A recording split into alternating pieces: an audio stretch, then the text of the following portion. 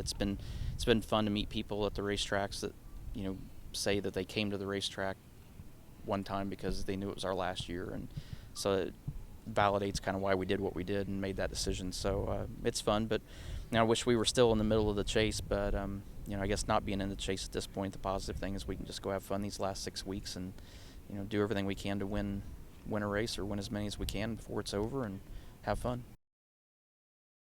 The track's a great track.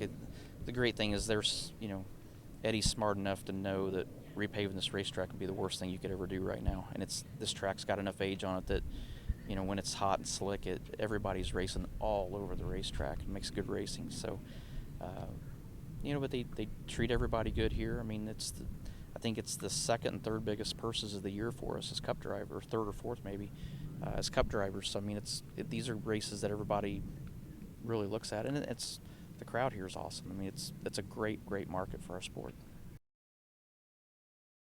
Whatever they want.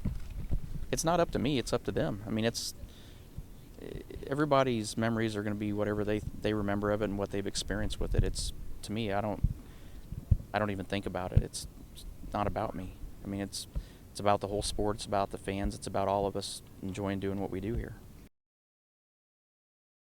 I mean, the fun thing is I've been to a couple of the owners' meetings, and it's pretty cool to sit in, the room with Roger Penske and, Chip Ganassi and, Richard Childress and Joe Gibbs and those guys, and sit there and go, it's like an episode of Sesame Street where there's like one thing in the room doesn't belong, and it's not like the others. What is it?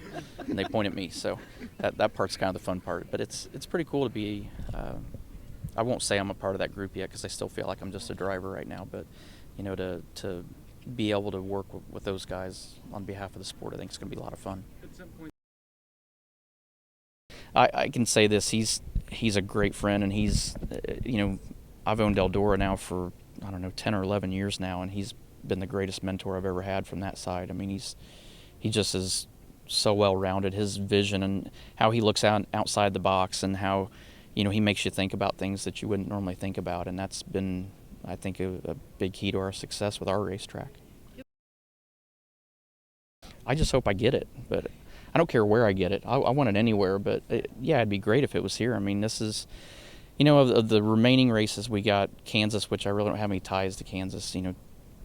Martinsville, I really don't have any big ties there as well. Talladega, I don't really have any big ties, but Texas and Phoenix are two tracks that are left on the schedule that really mean a lot to me, and I've got a history with. So, if I'm going to have the luxury of being able to pick, I would pick one of those two, but I'll take it any place I can get in the next 6 weeks. It's just like everybody else's lives. I mean, it doesn't all run smooth and it doesn't all run perfect, but that was the cards I was dealt, and I still got to run my last year, even though I didn't get to. I missed the Daytona 500. I missed my last race at Vegas. I missed my last race at Atlanta, at Fontana. I mean, those are all tracks that I like, and missed my last race at them. So, I missed a bunch of key races that I was really looking forward to, but it's just part of life, and it wasn't the end of the world.